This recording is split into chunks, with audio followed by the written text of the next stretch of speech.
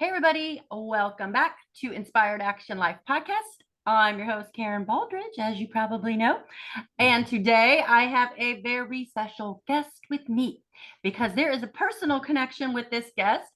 She is sort of part of my Success Leaves Clues journey. She didn't know it at the time. I actually didn't know it at the time, but I mentioned her without naming her a lot in my content of my social media. She is a brilliant marketing mind, crazy. She doesn't even have to try. She just like rolls out of bed and has all these fantastic, crazy ideas.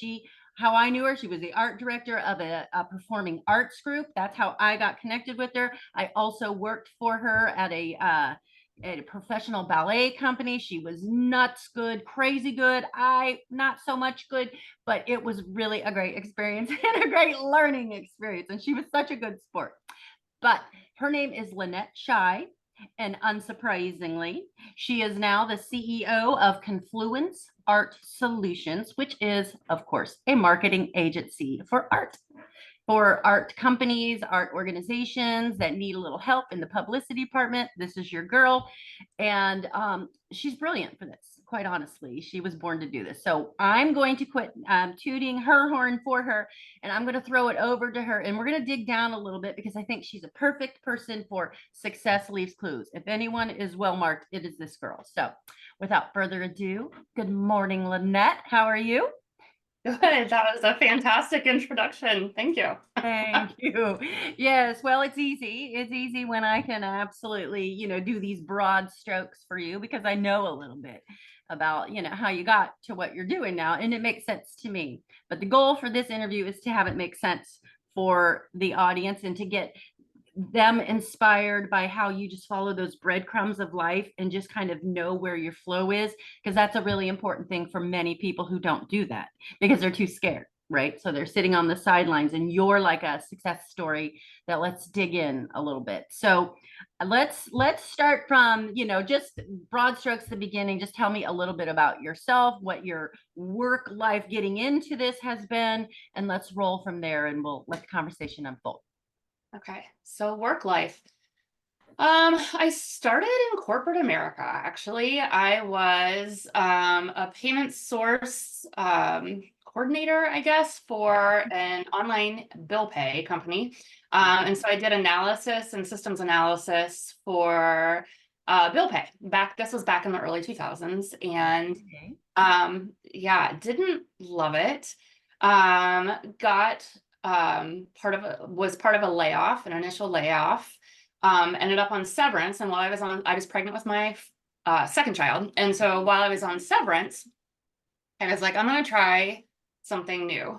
And so at the time, my friend Diane and I had performed together with another performing arts group in town, and we were like, let's try and see if we can do something on our own. And so that's when we started SNAP, which is supporting nonprofit associations by performing, which is where I met Karen. I did that for 16 years. Just learned all the ins and outs of a nonprofit arts organization.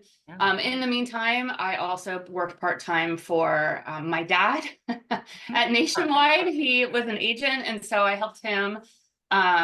I actually started with my health insurance license, and then that was like right as Facebook and all of those were starting to come on, and I was really, really intrigued by everything that was happening in that world. And so I started helping him with marketing on Facebook, and I just kind of started diving deeper and deeper into marketing. I don't have a marketing background, ironically. Like there is nothing in my education or anything. That's crazy because you're a natural. I could go on a million years, but we'll get to that point. So I understand it. Follow the breadcrumbs. I actually, one of the performers in SNAP actually said, hey, there's this job at BalletMet. I think you'd be a great fit for it. And it was a marketing assistant. And I was like, you know what, that sounds like a lot of fun. So I went in as the marketing assistant. 2 weeks later, the marketing manager left, and they put me into that role as the marketing manager. Oh my gosh, I didn't know that. Talk about flying by the seat of your pants. Whoa, yeah, getting thrown in the fire. I understand. But it was great. And it's honestly like I have ADHD and marketing is one of my interests that I just really, really love to learn. So I will go down a rabbit hole and like learn everything that I can, like nobody else. Oh yeah, I believe And so that. that's just what happened. So I just started consuming all things art and all things marketing. Ended up getting promoted to the director of marketing. I was the director of marketing there for several years, alongside running Snap at the same time. Mhm. Got the dream job at Capacity Interactive, which is an arts marketing firm in New York City. I've got Yeah, that. yeah. Oh, Started let's that talk. on March 9th, 2020. Oh my God. Yeah, like Oh 5 days my before the God, the whole timing. arts world shut Are down. you Yeah, kidding me?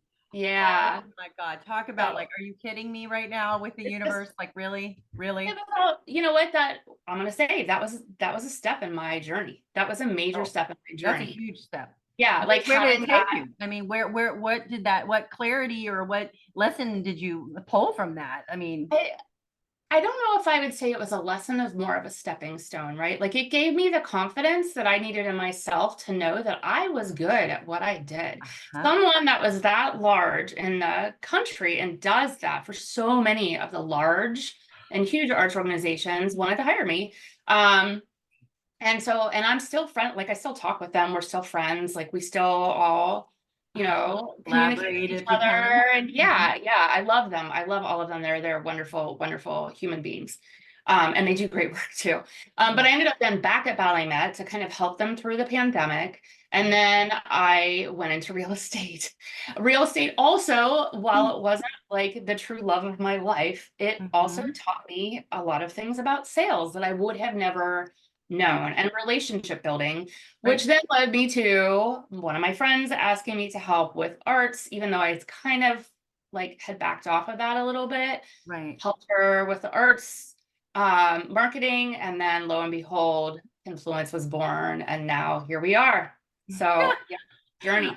Oh my gosh, so many parts of this story. Obviously, there's parts of it where I was in the midst there with you, so I kind of know the behind the scenes stuff, but some of it I didn't know, so some of it is new to me. But a couple remarkable things from your story that I think would resonate with the storyline, the through line of all of my interview podcasts is that okay, you always find a little nugget that helps you along your journey, even when it's not a permanent place that you were supposed to be. So, like your real estate. All right. So you weren't born to do real estate, but you carried something away from that and you learned a necessary skill that you otherwise would not have necessarily learned here or even at BalletMet as a marketing director. You know what I mean? You write the sales stuff, but you aren't always client facing and doing direct sales like Mhm. that, and Yeah. that's going to be necessary because that little did you know had a foreshadowing for what your future was.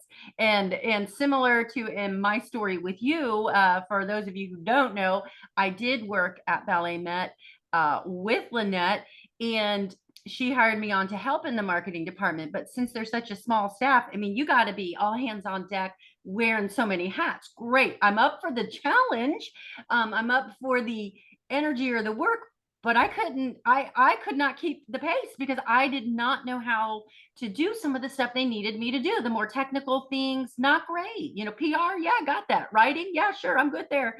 But some of the stuff they needed, I couldn't do. So I tried to like just get out of their way at this point because I love Lynette. And I was like, okay, I got to get out of the way. But so valuable to me because if Lynette and if I had not entered into the chat, BalletMet, I would have never learned how to build my website or my current business or do some of the technical things that I otherwise would have gone like, oh my God, no, I'm not doing this. I don't know how to do this, but I can now. So it was really empowering. So you just don't shy away from the things that look like they're an obstacle. They're actually a bridge. So tell me, like when you were at, I just want to go back, and this is probably a strange question, but when you were at like the real estate situation, what was the breaking point? Because see, this is where people get stuck, and this is why it's important. They get stuck in the job that they know that they aren't meant to do, and they're going to let the rest of their life just fritter away because I got to do this. I have to stay put because I have to have stable income, and I just I have to have all of these things. what was the transition? How did you have enough courage to go, okay, no, there is no possible way I can stay. It just doesn't mesh for me. Go. It was, I loved everybody on my real estate team. Like that part was the hardest part to leave, right? Like I had really great relationships with the people on my team. It was both me and my husband, Jared. Both of our kids are now adults. Our youngest is almost a senior in college. And so I know, is that crazy? Nuts. And so we looked at each other one day and said, you know what? Like we are 46 years old. This is how old we were, 46. And I was like, we're not old. Like it felt when I'm younger, it feels old. Yes. Now that I'm there, it does not feel old. I'm like, we still have 20 some years to work. Are we going to work in a job that doesn't fulfill us and doesn't make us happy? Karen, we blew up our entire lives, both of us. So Jared quit and he is now focused on coaching. And so he is coaching soccer teams and like, that is what he is doing. That's his bliss. And that is his passion, right? And I decided to start Confluence and we did it at the exact same time. So we were just like, you know what? Like the kids are there, gone. Like they're not gone. Of course, there are kids and they will always be back and forth. But we were like, this, if we're ever going to do it, this is the time to do it. And it has been the scariest roller coaster ride. I'm not going to lie. It is hard. I am stressed. Like financially, we put ourselves in like a position. Yeah, we did. Yeah, because you have to bootstrap it. It's not like you've got all these investors, you're bootstrapping everything you're doing. Yep. And I mean, and it's just working out, right? Like everything is just aligning up the way that it's supposed to. And like, we're like, oh no, what are we going to do? And then we're like, oh, here it is. It's just, it just is happening. And so I feel like we're almost over that hill now. And yeah, it's scary. No, it's so freaking scary when you go to dive into something that you've never done before. It doesn't exist. So now not only do you have to create the concept, because the concept maybe around here for you, it doesn't otherwise exist. So you're creating a concept. I get that. What I'm doing, you have to make a groundswell around it. You have to somehow get really quick about making sales and dropping in. Even you're building the plane on the way up. The plane ain't built. At best, you got like a propeller that's like going like this, but then nothing else. You ain't got any wings. Nothing's going on. You're sitting on top of it. I mean, it's like a 5-alarm fire.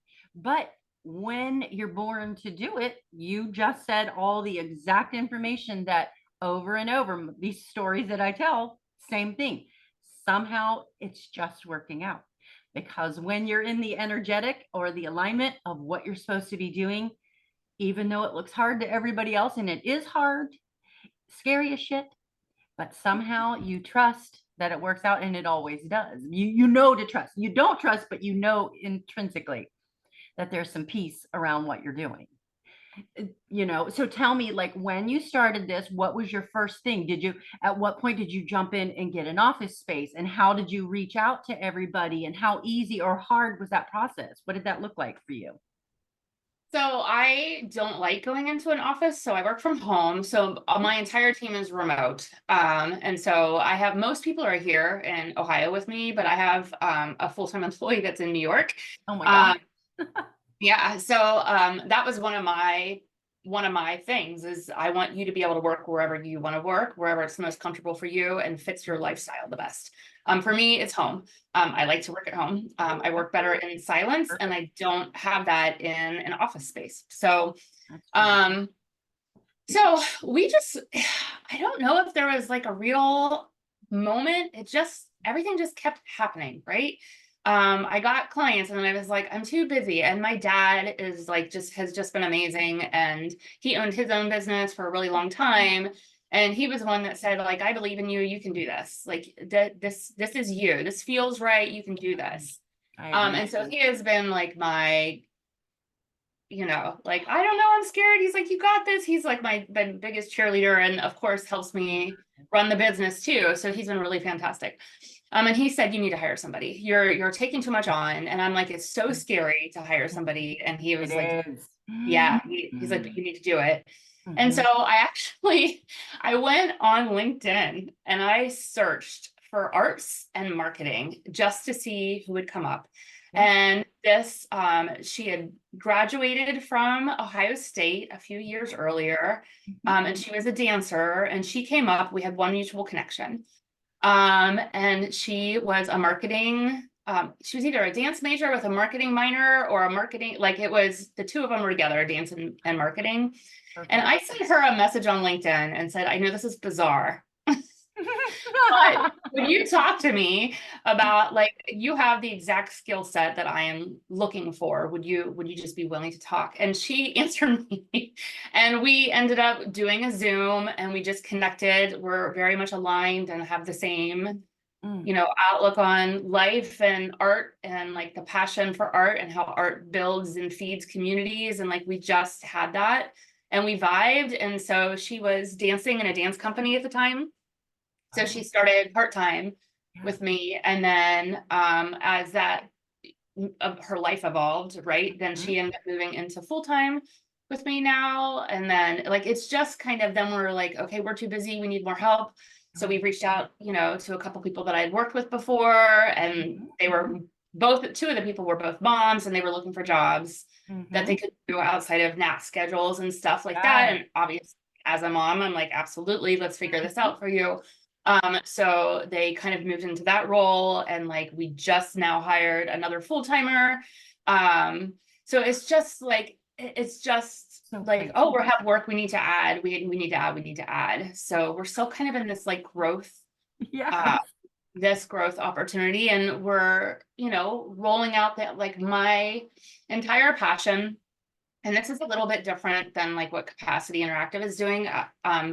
They mainly work with the larger arts organizations, like the Yeah. mid-size and up. And my goal is the small and micro, like as tiny, Okay. like what Snap was, where Yes. your operating budget is under $20,000 a year, and Yes. If you have that. no If staff, that. right? If that. You have Yeah. no staff at all, and you're like, how am I supposed to do this? Like, what do I do, and how do I do it? And there were no resources like that when we had Snap, and Oh even my gosh, like things have marketing. grown so much since you started Snap. I mean, like the Yeah, opportunities and options. all of the, and that's overwhelming, right? Yeah. You're wearing all the hats, it's overwhelming. And then so that's what we did, is we filled that missing spot. And so now, trying to be a resource for artists and the small guys in the arts world, because they put on some really amazing, Oh, like yeah. they really create amazing art, but people don't know about it. So that's like our goal, is to make sure people know about it. Give him a megaphone and give him a platform. Yeah, exactly. I, Yeah. I love everything about that. Obviously, I know your heart and your passion for the arts, and I love that you're really getting well, a couple things. You get really scrappy to start that. So that's one lesson, people. Sometimes you got to get scrappy, and you got to pull from here and pull from there. And not everything is a perfect, like, well, I hired so and so to do this for me and do that for me. And until I can hire them, I can't do it. Done is better than perfect initially. When you're trying to build something, just get it done. Do it, take some action, do something, and don't have the paralysis of analysis. So again, you're highlighting all of the things that are the through line story for every person I bring on here. Is you decided to take action, and then you identified a niche, like a need. And so once you get really focused and you're super fucking clear about what you want to do, it's like, the universe says, okay, all right, well, that's all you had to say, I'm in. And you start to dance. You start to dance with all the opportunities. And there is some practicality to it, like how did you put yourself out there? What was your main way of marketing yourself? Because those are always questions that always come up. But how do they do it? So, like, how did you market yourself to people? I mean, I was really, really like lucky in the beginning, right? So I just know a lot of people in town, and I had worked with them in some, way, shape, or form before. So when they found out Yep, I were doing that, I had a lot of people reaching out to me, which I believe was that. amazing, right? That's Um, amazing. yeah. So far, most of it has been word of mouth. Mhm. So from a like a marketing standpoint, ironically, As a marketing agency, like we haven't really had to do that at a super high level. Mhm. We are about to launch a new program that is specifically for like the micro organizations, the really, really tiny ones. Yeah. And that one, we're going to run a marketing campaign for that to make sure that we're reaching as many people as we can and they know it. But so far, it's Mhm. literally been people that are, because people are looking for this, right? Right, They're right. looking They're for this needing some help. help. And so they're like, oh, well, you need to talk to Lynette. Hey, you need to talk to Lynette, so and so. Well, my friend so and so works with so and so, and you need to talk to Lynette. So it's been kind of like Yeah, only, I would coming say, to you. there's probably only been 3 or 4 clients that have come on just with no connection to somebody that knows me. So I never thought that networking, like I am such an introvert, and networking to me is not like, that is Draining. not It's a jam. Yeah, it's hard for me, really, really hard for me to do. But draining.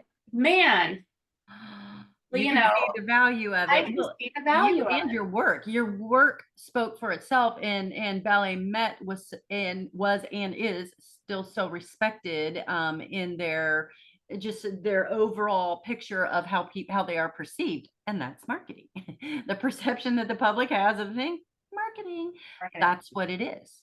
And so your work stood alone. I mean, it stood out and spoke for itself. So, well, when you do these things, what do you do for them then? Do you provide, like layouts or their playbills or what? I mean, like what kind of things are you So doing most of for it is, I say the biggest thing that we provide is not what people expect nor think that they want. Oh, well, then But that's that. it is when we go in, most of the time they are so overwhelmed and they have so much to do and they're so far underwater, they don't even know where to start. And so that's where we go in and we're like, okay, let's figure out what are our priorities, what are our goals, what is our strategy to reach those goals, what are you doing that you should not be doing because it's not driving you towards the goal that you have. And so that's usually step one, is like helping identify like what their mission is and is the stuff that they're running. We call it the churn, where you're like Fred Flintstone or like you're on a treadmill and you're Yeah, running like so fast, so fast, so fast, but you're not getting anywhere because getting anywhere. right. And so like Get it. let's figure out where you're going. Like where do you want to go and how are we going to get you there? Because then when you're running straight there instead of meandering all over the place trying to get there and wasting all this energy and crying and lying in a ball underneath your desk and quitting Yes. and burning out and Yes. like all Yeah. of the The things, burnout. right? The Yeah. burnout is a real thing. Uh-huh. I know it is in small businesses, but in arts organizations, pretty much of any size, burnout is still a thing. I think it's that passion. Like they're like, oh, I feel passionate about it. So you do it, but man, mental health matters and you need to take care of yourself. Mhm. And that is a That's right. hard thing to do. So that's typically where we start. We go in and we're like, hey, you need to prioritize your workload, health. Like let's look at what you're doing. I So love then that you introduced that. That's one yeah, of the topics I talk on when I do speaking engagements is burnout because burnout. people don't realize it. They don't realize that they're burning themselves all the way to the ground for a great mission. But like you said, there has to be balance and you're Well, never and going to get to where you if need to you're be. burn Body. out and you'll never get there, right? Like so yeah, so we do that. We put a lot help with calendars. We do a lot of like help with their advertising campaigns and pushing them out and what type of communication they need to have with their audience, who their audiences are if they don't know, and like what their website should look like. And are they on track to hit ticket sales? Do they need to adjust things for ticket sales? And like Mm. basically anything that surrounds an arts organization, Yeah. we have some component to help support that for them. So Well, on arts, is it just so again, because once I put it out there, I want to make sure I have all the list. Is it just dance, or when you say arts, explain arts? Is it just it's dance or what? no, it's everything. So it's arts and cultural institutions. So anything that is arts related or an individual artist. So we have a Okay. videographer, we have a photographer. We worked with a artist retreat. We've worked with several theater companies and the opera and symphonies and Hmm. orchestras. Like we kind of run the gamut. Yeah. different types of arts organizations to kind of help put structures and strategy. It's really about like knowing what to do and when to do it.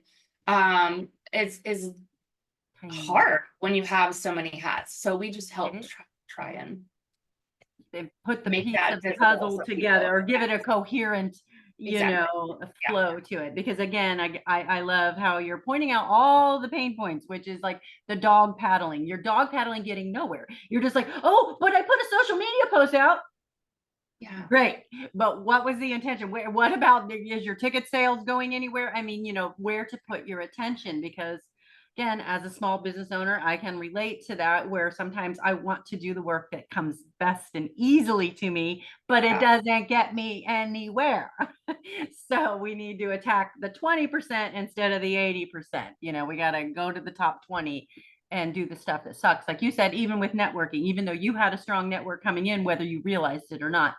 But that's a big one. It's a heavy lift for a lot of small businesses or people trying to get their dream up off the ground. So, I mean, I love this. I love the story of this, the genesis, the whole beginning to end. Once I knew you had this arts agency or marketing agency, I'm like, oh yeah, no, Jingling, you need to get on my podcast because you are the perfect fit for this. Because I'm going to tell you, like when I listen to stories like for motivation, I want to talk about people that you're serving, like you, like small companies, and you yourself are a small company and trying to grow, trying to scale. That's who I identify with. It's not the big heavy hitters, big, influencers and the big companies. Well, I like to see their stuff and maybe kind of emulate some of the stuff they're doing.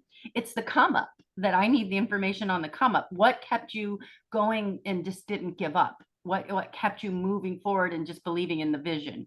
So I think these stories are really inspiring, and I like to tell those stories, all the behind the scenes stuff. Obviously you knew that because I was writing behind the scenes stuff for like behind the scenes for BalletMet, like a blog. And I love that because it's the real people. It's the down and dirty. It's the grassroots people who making it happen, and I think their story is important. So I'm continuing with that. So anyway, I love what you are doing. I am going to be blasting this out to everybody. Where can everyone find you, and what can they, what's the best place to connect with you? And do you have a social media presence and all the things? Let us know. Absolutely. So I personally am on TikTok. So it's just Lynette Shy on TikTok, and then Confluence has an Instagram and a Facebook. I'm also on LinkedIn. Love to connect to people, love to talk to people. So even like if you have any questions, just shoot them my way, and happy to answer. And then of course our website, which is confluence-arts.com. So well, let me encourage you on the LinkedIn, and every job and opportunity and engagement that I have gotten has come from LinkedIn. People just like you did for your now person who's working for you. Same thing. I've been, contacted. So that's just a really good resource, and all the people you need to help and support you are on LinkedIn. So just saying. So I'll connect with you there too. So thank you so much for taking the time, because I know time is valuable and time is money when you have your own business, small situation. So thank you so much, Lynette. It was so good to see you. Thanks for having me. That was so good. And then I'll just kind of see what your operation brings and keep an eye on things. And maybe there'll be a big production that you were in charge of marketing that I would like to attend. So that's good. All right, friend, we shall be talking to you. Good luck. Crush it. I know you're doing exactly what you're supposed to be doing. I can already see it. I could have told you that 9 years ago and saved you the time. But anyway, all good. You're doing great. All right. Take care. Thank you. Bye.